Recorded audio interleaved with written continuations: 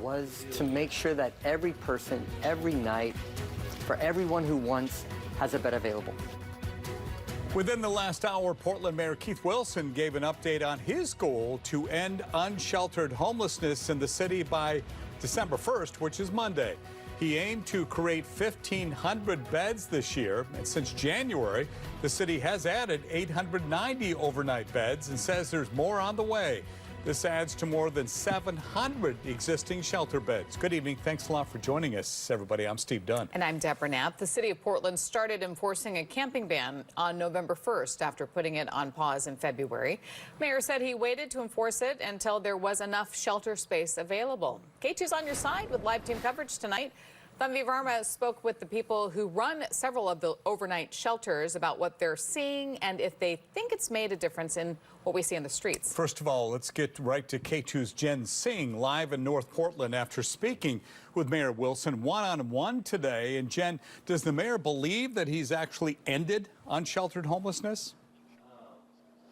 Well, Steve, Deb, he did not necessarily answer that question specifically.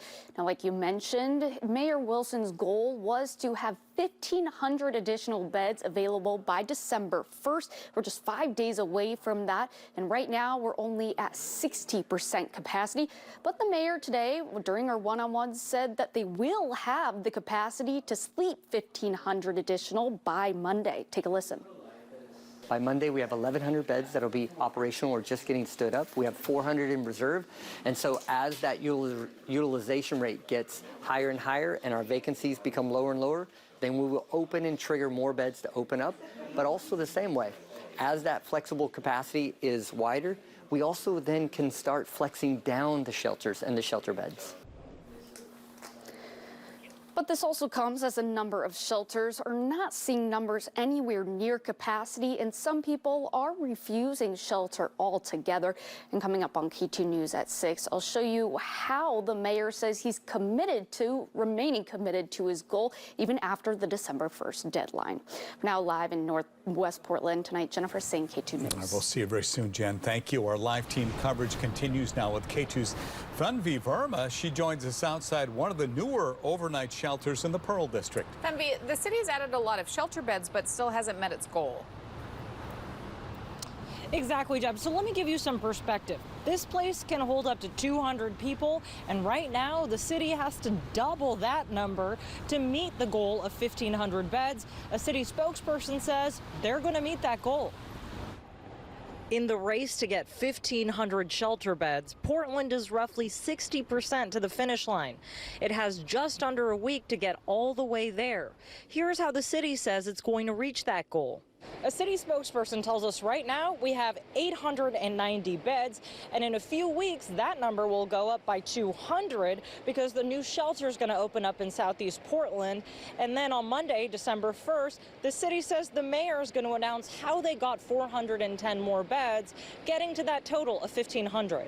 People who are homeless providing mixed reviews. So to get a space in a shelter here in Portland, Oregon is remarkably easy. And it's getting easier every single day. I feel like they fill up rather fast. Yesterday was the first time that I got in. She says she went to get her bags, but by then it was too late. So I was unable to go back into the shelter last night, so I slept on the back side of the building. When it comes to the issue of homelessness, Jeffers Dickey with Urban Alchemy knows a whole lot.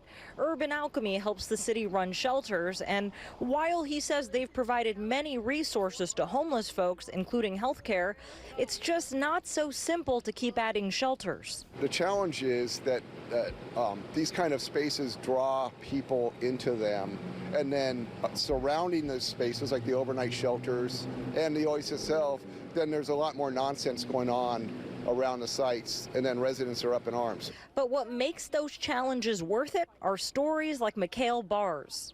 I don't get my stuff stolen no more. I can stay clean. I don't have to worry about violence or none of that. I can stay away from some bad stuff if I need to. I can go out here all day and do what I need to do, take care of business, like get food stamps, get job interviews, stuff like that. I'm trying to work on that. And the countdown to 1,500 beds continues until Monday. Keep it here on K2 at 6 p.m. We hear from people experiencing homelessness, how easy or difficult they say it is to find shelter bed space. Reporting live in Northwest Portland, Tanvi Verma, K2 News. All right, Tanvi, thank you. K2's always on your side, trying to give you context for the stories we report. In January of this year, counties across Oregon surveyed their homeless population to identify the population size and demographic details. The census is mandated by the federal government every 2 years. Here are the results of that. In Multnomah County, there were more than 10,500 people experiencing homelessness. In Washington, 940. In Clackamas, there were 568. In total, the Tri-County area had more than 12,000 people counted as homeless. That was a 61% increase from the 2023 point-in-time count, the largest number since the count began in 2007. Researchers believe the 2-year increase was due to more shelter beds, better data, and more outreach, as well as the affordability crisis.